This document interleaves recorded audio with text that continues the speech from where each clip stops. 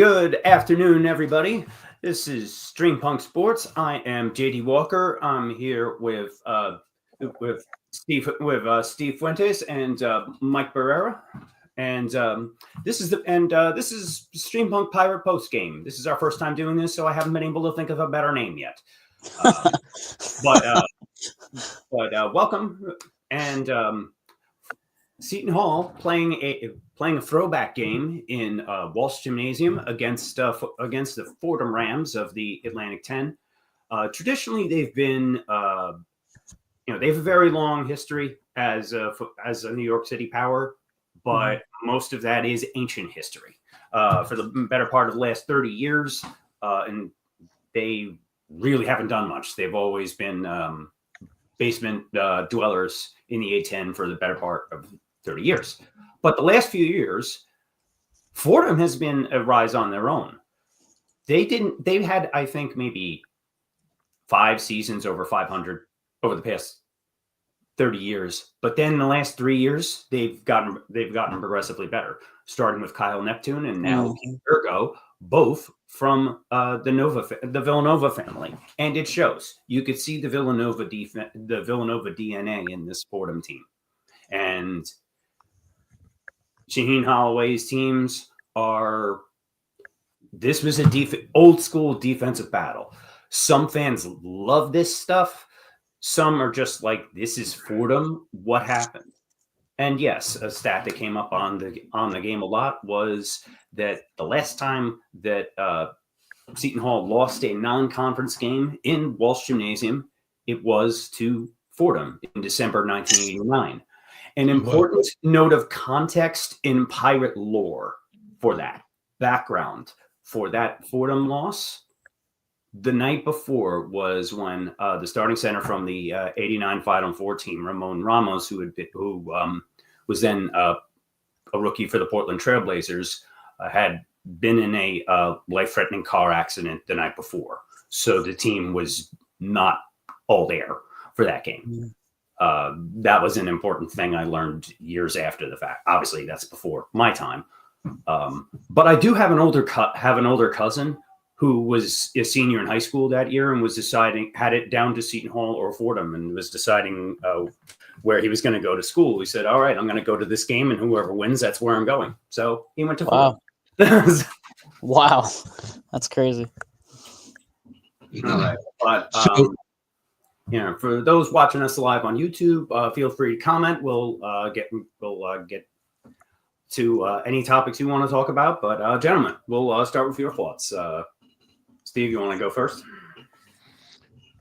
First half was pretty interesting. Rough couple first minutes. Teams really feeling each other out.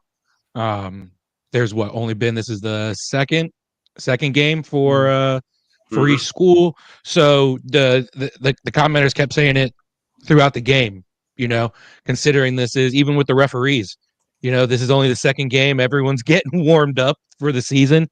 But the first half highlight for me was Toomey. How 5 for 5 shooting. And the way he attacks the rim, he took a charge that kind of like helped change momentum. But it a lot of defense in the first half. But I was impressed with Fordham, with Rivera. That guy is athletic. I was like, holy crap! He had that one putback jam. But the highlight play for me was that the alley-oop from Jenkins to Aligbe. I was like, oh man, they kept showing the replay of that. That was such a good play. But for the first half, for me, that was my takeaway.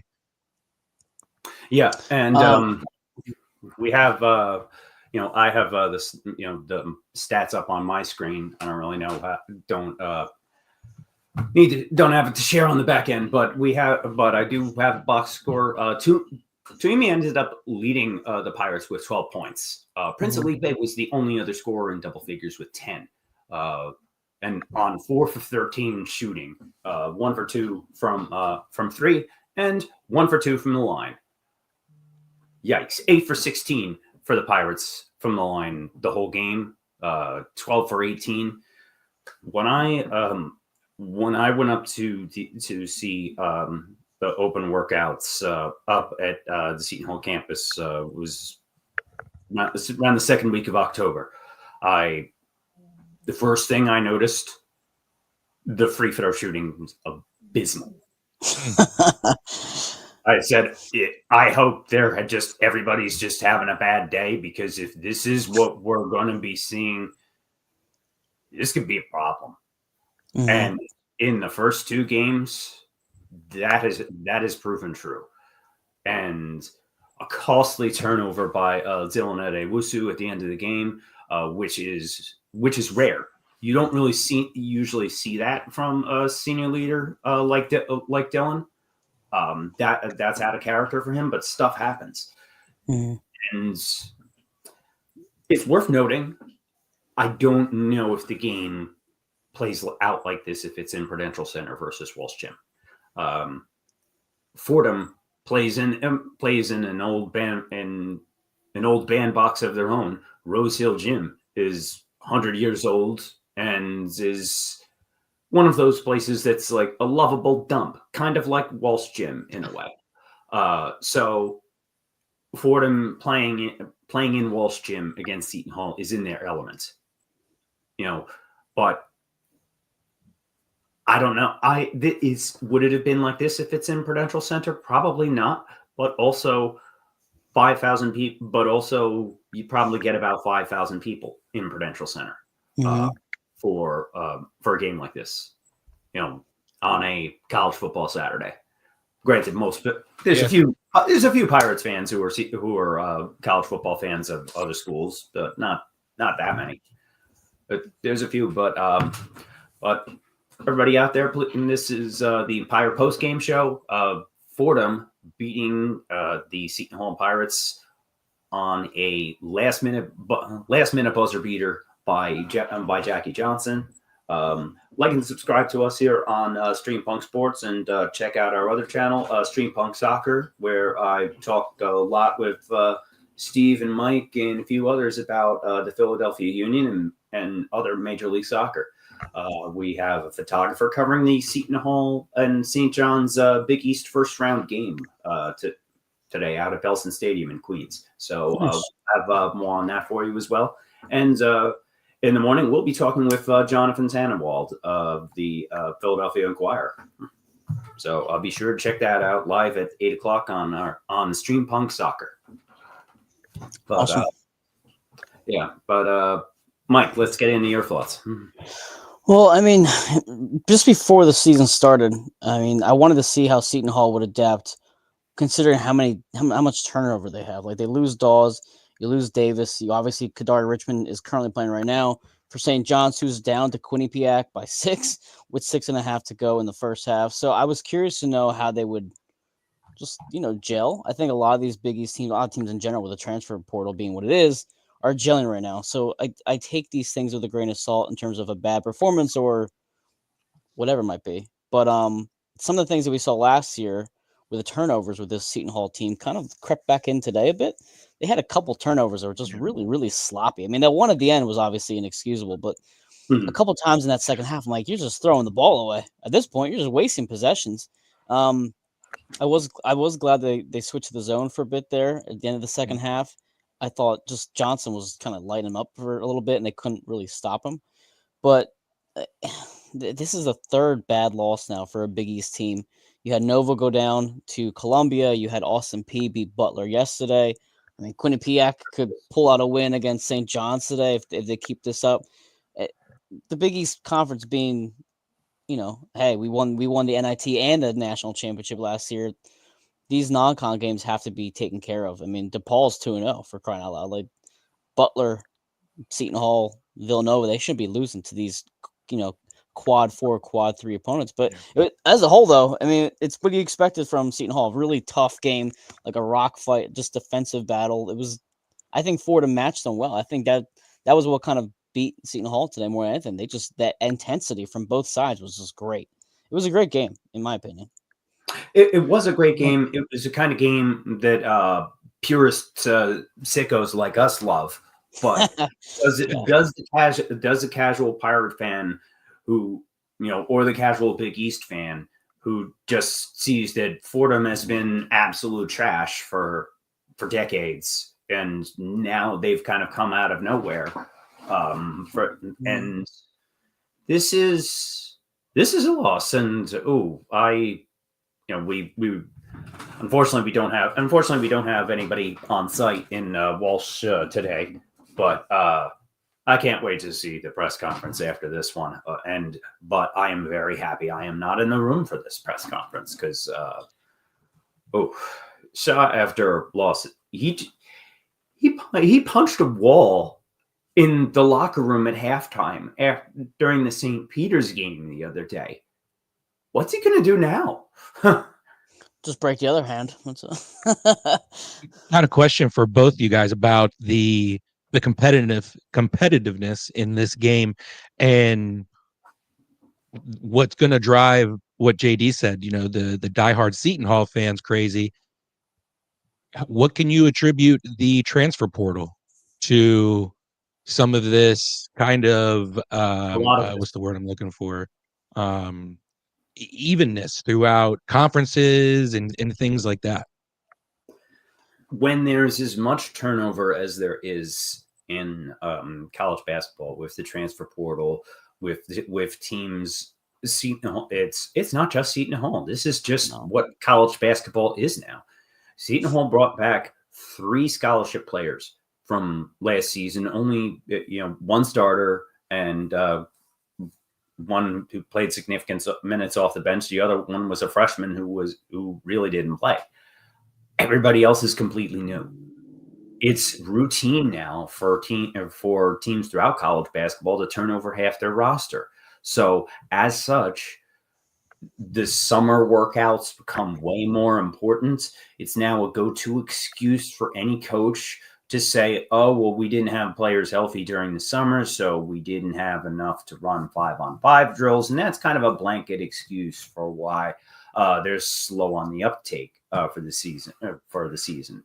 It's been regular with Seton Hall for years, with Shaheen Holloway and with Kevin Willard before him. But notably, for the first time, it appears that Seton Hall was mostly healthy during the summer. But this is still a new team. It reminds me a lot of NFL preseason games where just your season, there is so much that isn't really together yet. And you're going to see a lot more games like this where teams that on paper the Pirates should be better than.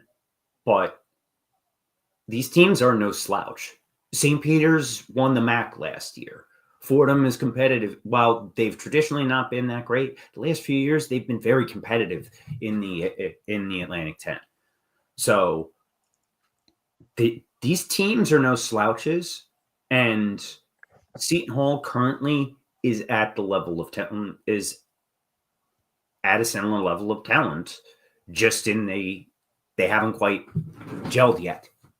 The talent is there, and they will get better as the season went on, just like they did last season. Is this something to panic about? It looks ugly, yes, but it's going to get better.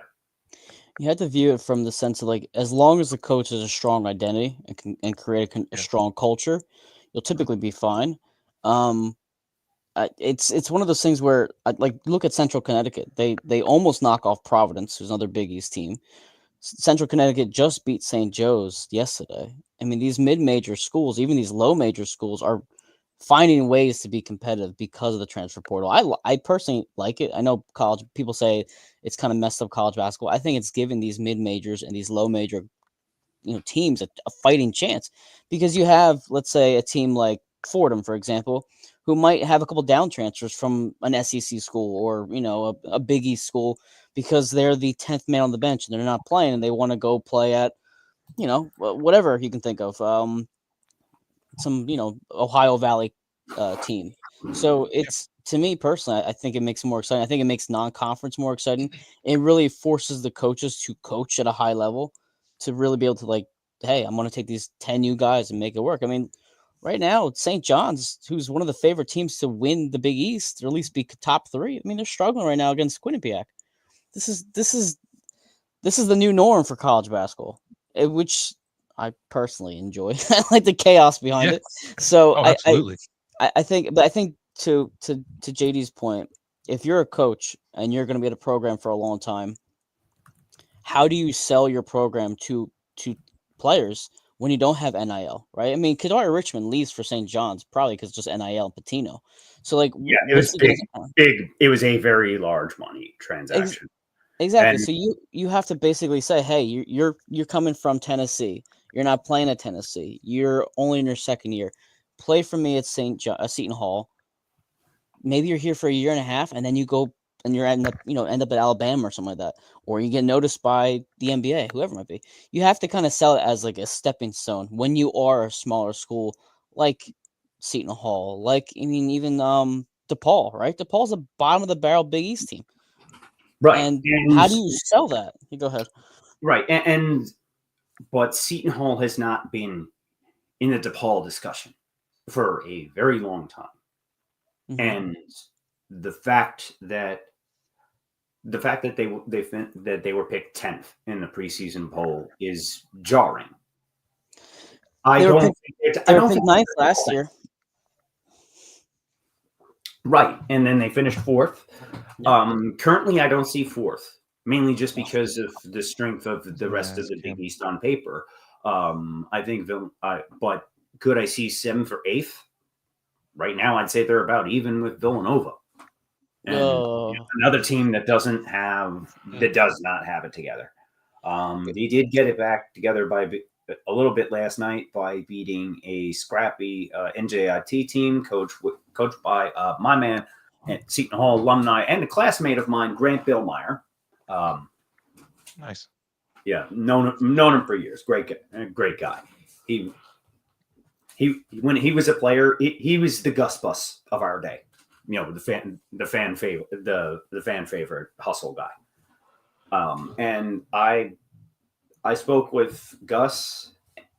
Interviewed with him is on this channel, and I do have one with Yassine Touimi that I need to edit, and we'll probably get up soon. But Touimi was definitely he has been the pleasant surprise for the Pirates so far this season, and he's kind of like Mamu, Sandro Kalashvili, who played for the Pirates a few years ago and is now on the Spurs.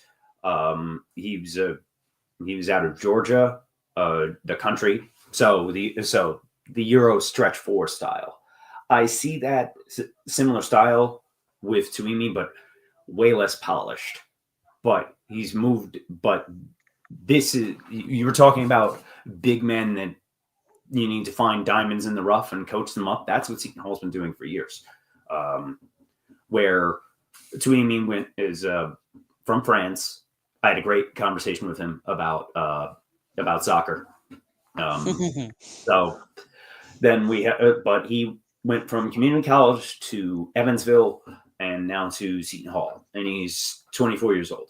So there's potential there, and with some polish, I think that he could get a lot better as the season goes on. But the cohesion with the guard play, especially, is a little all over the place, and it shows. Yeah, I agree. Go ahead, Steve. To get back to this game, I was impressed with Fordham and how they only had one timeout with like 9 minutes left to go in the second half. They were in the bonus since in foul trouble since like the 8-minute mark. Mm-hmm. And, they converted on a lot of Seton Hall's, turnovers and just, not being able to convert at the free throw line. And I thought that foul that foul at the for 3 and to step up in a time like that, down by 4, and to be able to hit every single one of those free throws to get them down by 1 was huge. And then to have that final timeout in your back pocket to draw that play up to get that floater and that buzzer beater by Jackie Johnson. I was really impressed. I thought this was going into this. I'm on the junkie side of it. Like when JD asked me, "Do you want to do a post game show from Seton Hall and Fordham?" I was like, "Hell yeah, I'll watch that at noon." Usually the good college football games aren't till later, so I'll get some of that in. I did not expect to come in and watch a game like this today. So I was really impressed with both schools, but probably more impressed with Fordham, and considering the challenges they had in the second half, probably from the 10-minute mark on, and what they were able to do and set themselves up for a buzzer beater. I said to JD, maybe with like 10 minutes left in the game, that this is going to end in either a buzzer beater or we're going to overtime. And I didn't imagine it being a buzzer beater for Fordham for the win. Yeah, I will say that whatever. I'm glad you're feeling better. I know you had some physical health stuff, so you're on some medication now. But like, did that medication give you superpowers to predict the future? Because just in the past week, you predicted the stuff with Jim. You guys predicted the stuff with Jim Curtin to go down. Not really how it did. Just, hey, he could be in trouble. And then a few minutes before you said this game is going to come down to a buzzer beater with either one of these teams. And I said, but I agreed with you at the time. I said, yep, the way this game is going, I could see that. And it did, but just, wow. I'm playing the lottery tomorrow. Either lottery or I'm going to play a nice parlay for NFL. That's right. Right. And okay. Speaking of, what was the line on this game, Mike? I know you looked it up. So, what were the for the gambling stat heads? You want to run through those numbers real quick? What was the spread? What was the over under? Let me pull up Action Network, because I'm in Jersey, so I can't actually see New Jersey lines unless I log out of my account. So bear with me. So from ESPN, there may not be a Jersey for Seton line. Seton Hall was minus 10.5. Yep. Minus 10.5. And the over under was 135.5. So definitely the under. And teams. Wow. Yeah, the spread opened at, I just see it now in action. Spread opened up at 10.5. It went up to 11 at some point, but it came back down to 10.5. And that's standard. You know what, the lines are weird early on, because also you have to think about where they're playing at. So yesterday, Marquette hosted George Mason, and it was not at their typical Marquette gym. It was at where the Bucks play, at the Pfizer Arena or whatever it's called. Fiserv is Marquette's home arena, usual home arena, just the same way Prudential Center is for Seton. Okay, is it then? Okay, I didn't know if that had something to play with it or play into it. That line was 11.5 over George Mason. I was like, that's kind of low for Marquette, especially because they've been playing well. They ended up beating them by, I think, like 19 or 20 points. But now I see 10.5. I'm a little bit surprised to see 10.5, considering it's Seton Hall. They're bottom of the barrel, a Big East squad. But it was like 16 against St. Peter's the other day, I want to say. Really? Okay. It was 15, give or take. I don't remember the exact number. Somewhere between 14 and 17, let's say. Just from a resume standpoint, though, I mean, you have Hofstra next if you're Seton Hall. You have Wagner, and then you're going to VCU for the Charleston Classic. You have to handle these games at home against weaker opponents, because you're in terms of a non-conference schedule. And this is what plagued. This is the reason why Seton Hall did not make the tournament last year, is because of their non-conference schedule. Like, there was that early on in their regular conference play, they were playing really well. Like, really, wow, this is a good team. But they lost to USC. They lost to, oh God, I can't remember off the top of my head right now. They had some pretty bad losses in non-conference play. But like, you lose to Fordham. You have VCU, which is typically a good team. Monmouth has been fairly competitive for lower majors. You have Oklahoma State on the 8th. You have Rutgers on the 14th.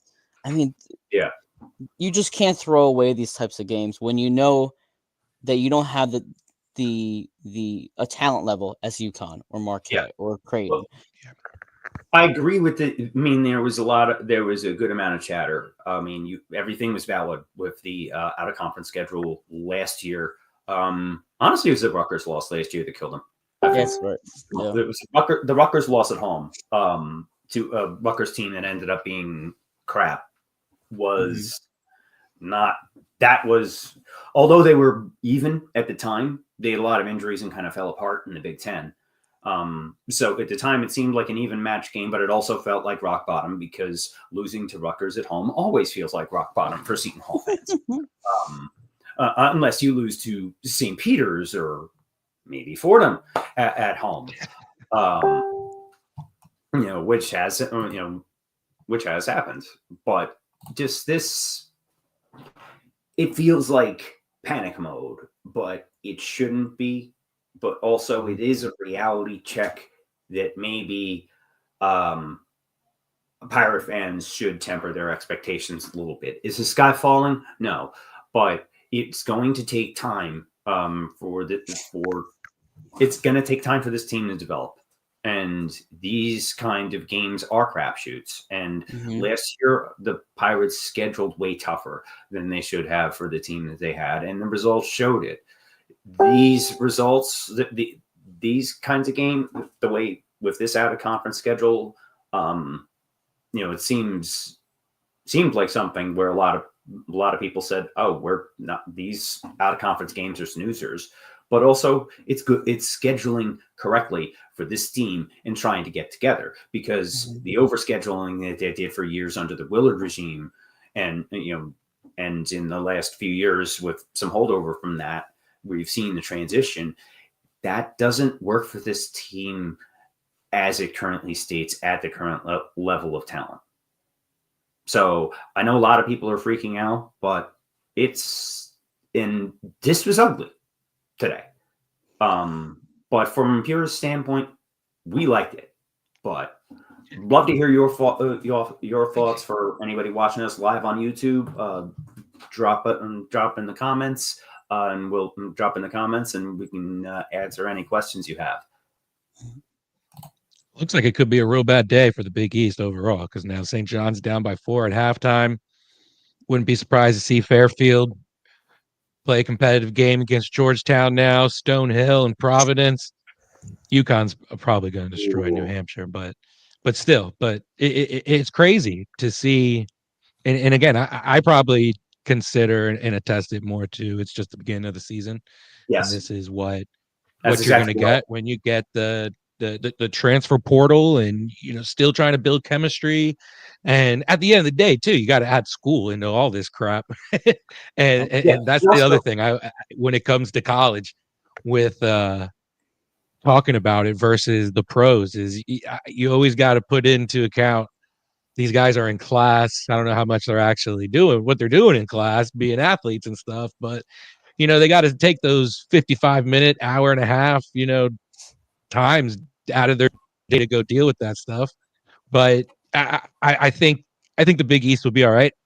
I don't think they're going to get that many schools into the big dance. No. I think this is probably what Seton Hall had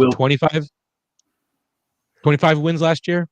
Yeah, they won 25 games in the NIT championship after finishing fourth in the Big East with their second best Big East record ever of finishing with 13-7. They beat UConn, and they had some huge wins, but also some, I remember. But also a few nasty losses. But the NCAA committee always looks for any excuse to screw the Big East. It feels like they'll take it. Everything that happened this week will be used to beat down the Big East teams with. I mean, look at Creighton. On paper, yes, these teams are just getting better as they go along, and there's lots of surprising upsets throughout college basketball, not just in the Big East. No, is early season. If you're a Seton Hall fan, I think you have to think of a silver lining is, then to me personally, I feel like the Big East is a little bit weaker this year than it was last year. I think Marquette is going to be good simply because they have Cam Jones. They have continuity on their roster. Shaka keeps his teams competitive. I do think the loss of Kolick and Oso Ighodaro is bigger than people probably give him credit for. But even Creighton, I'm trying to bring up the game right now. They played against UT Rio Grande on Friday. They won 99-86. Kalkbrenner had 49 points that game. That's the only reason why they beat Rio Grande. I mean, like it's not like these have been impressive games. If you're Seton Hall, you're thinking like, let's just get through this non-con. If they play the way they do today, and they're just relentless, they do have the skill set and the defensive chemistry to knock off some teams in the Big East. Unfortunately for them, their Big East counterparts losing as well doesn't really help the resume building, but at least it gives you hope. Like, hey, listen. Right. Maybe this conference is a little bit weaker this year. Yes, we're not the best team, but it doesn't seem like these teams are outside of UConn and Marquette. Maybe we can compete with them and try to get to a top 5, top 6 seeds. Because, I mean, realistically speaking, if you're a Seton Hall fan, your NIL is where it's at. The recruitment's where it's at. The NIT is your goal every season. Yes, it'd be nice to make the big dance, but, winning the NIT, I think, is pretty significant. It's a significant win for Seton Hall and from their, financial standpoint. It was fun. It was good for what it was, and it was nice. It was nice to, since a lot of teams, usually miss the NCAA tournament and then just absolutely check out for the NIT, and they lose to a lesser opponent and they're done. But or they don't even want to play in the NIT at all because they think that they're better than it. But granted, all that will change this season because now they have this other tournament in Vegas that I don't have the information in front of me, but it seems like to compete with the NIT, and that a lot of the big conferences that the top 2 teams that missed out on the tournament would probably be going. It's I believe Fox is running the tournament. So any of the Fox conferences are tied in, Big Ten, Big East, blah, blah, blah. So we didn't even know what the non-NCAA tournament stuff looks like, but that's not what any team looks forward to. Every team goes in thinking that they have a chance to make the NCAA tournament. And a team like Seton Hall, even while everybody else is picking them 10th, right now I think I see 7th or 8th, but not 10th. But but losing to Fordham traditionally is something a 10th place team does. But this isn't. Things are changing in this, and what a lot of what we thought we knew about college basketball is just different, completely different now. And personally, I like it. As a fan, is it a bit nuts? There is just a lot of inherent chaos in the game, in these early season games now. And it will take a while to sort out. I'm curious how they play against when they do eventually play. I'm curious how they play against DePaul. I watched DePaul the other day, and I'm thinking they're up by like 20 against I think it was Prairie View A&M. They're not going to hold this lead. And they ended up beating them by like 33 points. DePaul is a brand new roster, top to bottom, and they're a perfect example of this chaos. They have a new coach for one. They have a completely new roster. Like nobody's ever played together before, and yet they're just a bunch of shooters. I think DePaul could be a team that if they get hot shooting, they're going to make things competitive. And I'm especially with Seton Hall typically not being an offensive powerhouse, they're obviously very defensive minded. I'm really curious to see how they play against DePaul because DePaul's defense isn't going to be that good. But like it's all DePaul games are usually rock fight experiences. No matter how good or bad Seton Hall is in any given year, a lot of times those games are closer than they should be, and they're the kinds of games as a fan that make you want to gouge your eyes out, like really ugly. But sometimes they win, sometimes they get picked off. And I was at the Big East tournament loss 2 years back. That was another ugly one with when Kadari Richmond was injured with the stress fracture at the end of the Pirates season 2 years ago. That's right. I wonder if it's almost easier to build chemistry with a whole new team than just plug and play with onesie and twosie sort of players like that. That's incredible for DePaul to be able to. To start 2-0. and everyone on the team, to include the coach, to be brand new like that. It's incredible. Who Their is first who is their first game was an beating? overtime win. I can tell you right now. Their first game was an overtime win, which is never easy for any team to like have the resolve to kind of go through that. They beat Southern Indiana 80 Yeah, to that was the 78. overtime. That was the overtime game. Southern Indiana Mhm. is from the Ohio Valley Conference. Yes, Ohio Valley Conference. And then All right. they dismantled Prairie View 92 to 59, which Hmm. doesn't typically happen for DePaul Those- because they're terrible. No, but Prairie View is a good paycheck. That is the kind of paycheck game Patsy. Seton Hall actually played Prairie View A&M a few years ago, and that's always the school that comes to mind. Where, as mentioned during as it came up during the broadcast with John Fanta and Phil Martelli, who's fantastic as a broadcaster. Yeah, I both was of you really guys said how much he was exciting to listen to, but I saw Mike's tweet and then JD said it to me, and I was like, he makes it a little electrifying to listen to as a fan, yeah. because you could hear the fan out of him when he's commentating. So it calls for a good game. And John Fanta, friend of the show, another Seton Hall and WSU grad.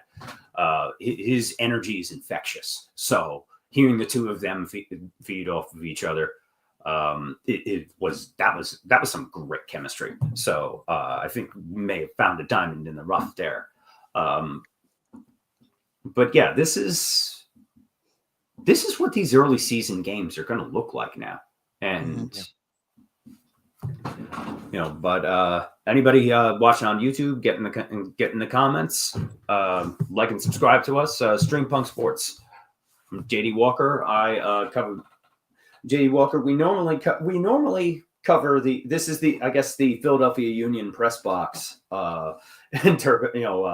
Seton Hall post game show. But Yeah, right. we'll have a rotating cast of characters. This is our first time giving this a shot. We do stuff like this for soccer in the Union regularly. So I wanted to bring this format. And I'm a WSU grad myself, so I've worked Hall line. So I wanted to bring something similar to the YouTube platform. Not trying to compete with Hall line or any of the other great stuff out there, but we just wanted to try something new and bring to you guys. And we want you to comment and join us. And thanks for joining us here. But Steve, what was your now with Seton Hall? Where does Seton Hall go from here? They go to Nassau Coliseum, good old mausoleum, to play Hofstra on Wednesday. Okay. And Hofstra's been no slouch the last few years. Speedy Claxton, former Hofstra player and NBA veteran for several years, he's now coaching Hofstra, and they've had some of the best players in the New York metropolitan area. They're another team that overachieves, and they make noise in the CAA the last few years. So I could see that being another version of this game. And what are your thoughts on that? Yeah, I'm looking at on the ESPN app. I'm looking at the matchup predictor and the team stats, and just looking at Hofstra's points per game. They're almost averaging 90 points per game, to where Seton Hall is averaging 57. And then just watching this game here. Yeah, gonna need some of that. So it looks like Hofstra can put up some points. So they're gonna have to. My biggest takeaway from Seton Hall is exactly what you talked about earlier, and it's the free throw shooting. Stuff like that drives me crazy. Even like NBA, all the way down to like the AAU level. When I go and watch some of my little cousins and stuff like that play, it's so frustrating how it's either an inside game or you're shooting threes. It's very rare where you have a person or a player who has a mid-range game, and that sort of stuff to me goes hand in hand with free throw shooting. it should be a shot that you sit there and you just shoot. It should be, besides getting layups and just getting your body loose, go out there and shoot 500 free throws. I mean, if you have to change your form, you have to change your form. But it drives me crazy when they get up there and it's just clunkers. It's not even like they're either strong off the rim or they're short. It's just really, really bad misses from the free throw line. And those are the sort of things that I think make or break some games, because especially in games like this against Fordham, when you lose by one. And let me go back to the what was it for the stats? What the team stats were here. So free throws. Yeah, 8 for 16 to 12 for 18. So you make Disgusting. if you make 4 or 5 more of those, and you're above average from shooting 50% from the free throw line, you win this game by 2 or 3 points instead of losing it at the buzzer. So I think little things like that, when you're playing against a high offensive power team like Hofstra in the what are they calling it, the Icons game? Yes, that's a double. You're That's gonna a have double to- header. I forget who the other. I forget off the top of my head who the other game is in that doubleheader. But you're going to have to, you just have to make easy points like that when you're playing against high powered offenses. I think your defense is going to be able to help minimize almost 90 points scoring. I think the way they pick up from almost full court, it feels like at times, to definitely the way they play their half court defense. They're a menace. So little things like that, like free throw shooting and the turnovers. How many points that Fordham had off turnovers today or this afternoon? A lot. Let's see. Oh, So- 15 turnovers for Seton Hall, with Dylan leading the way with 4, including a crucial one in the final minute that just handed the ball right back to Fordham, and that was a tough one to watch. Worth noting is Tuimi did foul out down the stretch. Yeah. For Tuimi to be successful against the competition as it gets better and to hold his own in the Big East, he really needs to get better with some of these dumb fouls. Can I just also think about too when we're talking about the Seton Hall's identity and the Seton Hall team. Obviously, Shaheen Holloway's fingerprints are all over, right? But last year, you knew we're in a tight spot. Where's Kadari Richmond at? Where's Dawes? Where's Amir Johnson? You had these players who could step up and make these clutch shots. Who won the NIT? Who was the game-winning shot? Wasn't it Dawes who hit the game-winning shot for the NIT? I forget if it was Dawes or Davis. But either way, the fact that we don't even remember right now is kind of makes my point.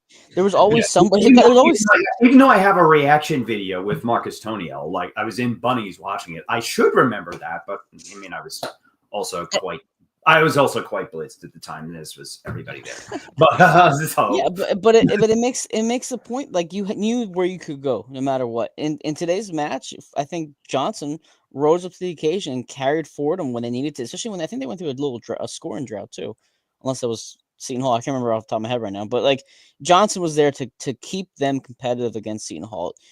I don't know who steps up for Seton Hall when you need to make a shot, when you have to make sure you win out a game. It's not Adewusu. I mean, he's just not consistent enough on the regular basis. Yeah. Isaiah Coleman is I believe that's who I was going to say. Currently, I would say it's Coleman, but Coleman was injured for the St. Pete and actually did not play in the St. Peter's game. I forget what, if any, injury designation there was. Every single injury designation out of Seton Hall and a lot of programs now is just it's just NHL terminology: upper body, lower body. You're lucky we even get that level of specifics from when it comes to injuries anymore. But either way, Coleman came off the bench today with 7 points on 2 for 7 shooting, 1 for 1 from 3, 2 for 2 from the line, 3 rebounds, 1 assist, 2 fouls, no turnovers. So Coleman clearly not at 100% yet, but that line coming off the bench, coming off of an injury, that's promising. And hopefully Coleman can be that go-to guy, because coming into the season, that absolutely was going to be him. I will say that Adewusu has he's bulked up since last season. That was the first thing I noticed, where he hit the weight room. Which he was already built like a linebacker to begin with. Right, like I would not be surprised to see Dylan Adewusu make it, be like an undrafted free agent on an NFL team as a tight end or something. Like I could easily see him doing that. But but he needs to, but if he's going to do that, he needs to he needs better hands and to catch those passes in the left corner in the final minutes, and not just let it go through your fingers. Yeah. I was wondering why they were even attacking at that moment. I don't say that to knock Dylan or any other player. Just stuff happens. You really feel for a player seeing something like that. I felt like they were trying to rush the ball over half court, and they just like chucked it down. I mean, granted, he should have caught it. It was like not an excusable drop, but it felt like they were rushing to get over the line, and they just kind of like swung it over. I mean, I was also thinking about Jenkins. He's a fifth-year player. He did shoot, was it 36% from three at ODU in 2022, and he shot 32% from three last year. So he's not like a terrible three-point shooter, but he's a fifth-year player. If you're thinking about seniority, who's going to step up, who has the experience to step up, I don't trust Adewusu to do that, but I think Jenkins could be that. I mean, I know Coleman's still a developing young player. Maybe he does become that. I think as the season progresses, right now, I don't think it is, but I think Jenkins is a player that you'd like looking at. Like, yeah, you're new here, but we need you to step up and be a leader as your fifth-year player.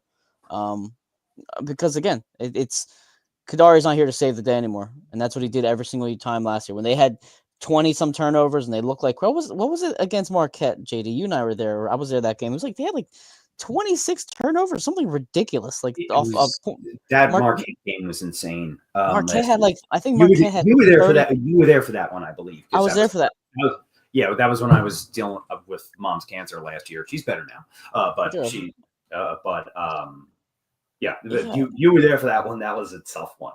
I think Marquette had like Marquette 30. Is a terrible matchup for the Seton Hall. They have been for several years. The way Shaka system, that is, I mean, it's an entertaining matchup, but it's not a good matchup. No, and right now St. John's is leading, by the way, against Quinnipiac. They've kind of kicked it into overdrive now. So St. John's also just lasted this 540 the other night. So just that's the kind of day-to-day you don't know what you're going to get in the early rounds in the early weeks of the season. Mm-hmm. Exactly. Yeah. So what do you guys got going on for the rest of the day? Union Yards, going there around 7:00 to catch the MLS Next Pro Championship game. I may meet, if that's the thing, I may hit. I haven't figured out what I'm doing yet, but I might head over there for that since I'm pretty close by. So hit me up. What time is that game? 6:00? 8:30. 8:30. Oh, it's not later. All right. So but yeah, let's get on final thoughts for this. But as we also, since we are speaking about soccer, we actually do have Melinda, a new correspondent for StreamPunk Sports, is at the Seton Hall St. John's Big East tournament first round matchup at Belson Stadium in Queens this afternoon at 5:00. So we will have other coverage on that. So for Seton Hall and for soccer, but sticking to basketball for a minute, Mike, what's your final thoughts on this team as we wrap up? First of all, thank you for having me, guys. I appreciate it. It's JD, as you know, I'm a big college basketball junkie, so this is my time to shine in terms of us being a sports fan. I love this time of the year. No, but I think overall the Big East has a lot of question marks. It's clear that the teams are not as cohesively together as you would like for them against these weaker opponents.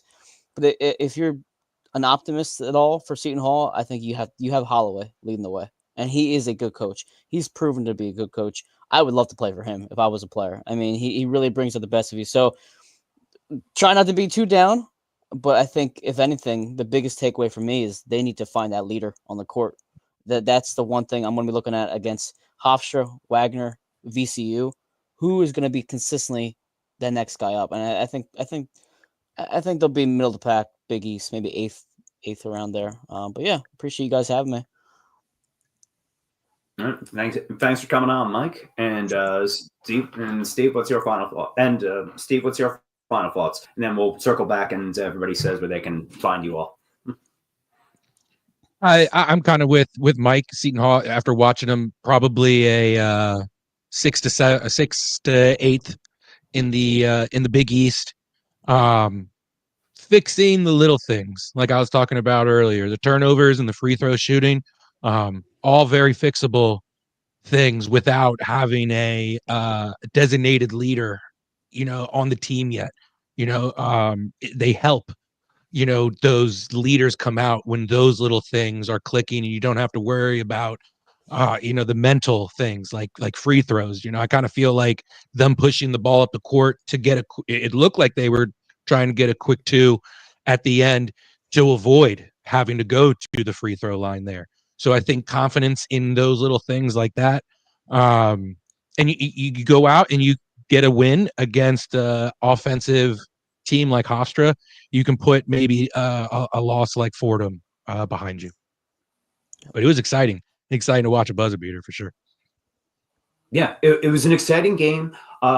We love these kinds of games, but I get why some Pirate fans are losing their minds today. But just chill. This isn't the end of the world. Yeah, this was a little bit of a bit ugly. Although I will say, was better than the St. Peter's game the other night as far as how ugly. So there is still improvement, and I do see this team getting better as the season goes along. I do trust in Coach Holloway enough because because that's mostly been the results that we've seen, especially last season. It's going to take a bit of time for everybody to get together. Long term, they'll be fine. This isn't the end of the world. Let's go right back out to Nassau Coliseum and playing Hofstra in the Legends game on Wednesday night.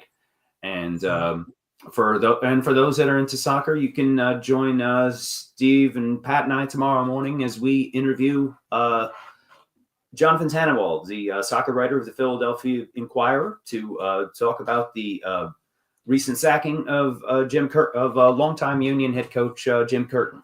And there will be more Pirates coverage. Check us out over here on StreamPunk Sports and our sister channel StreamPunk Soccer. And Mike and Steve, where can people find you guys?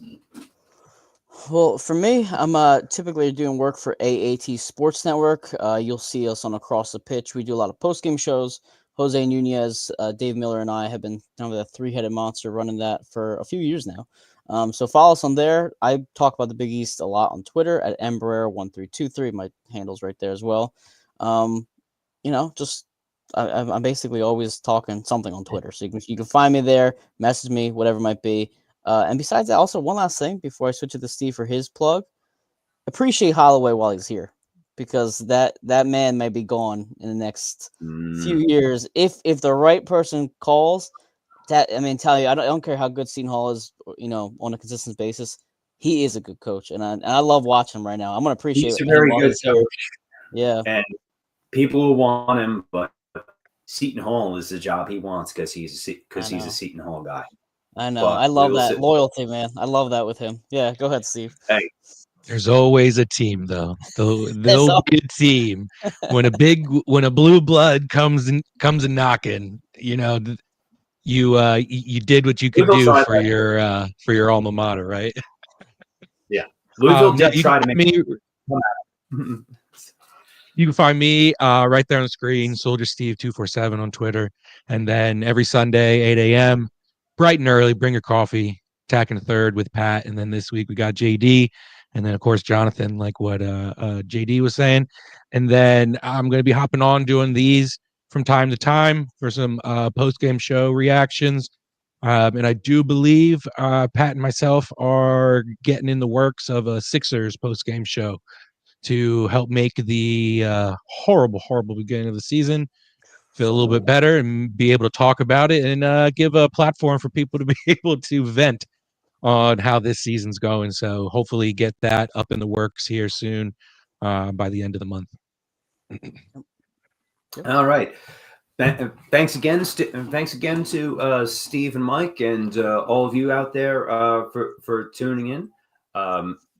It's been a great night. Enjoy the rest of your weekend and stay awesome.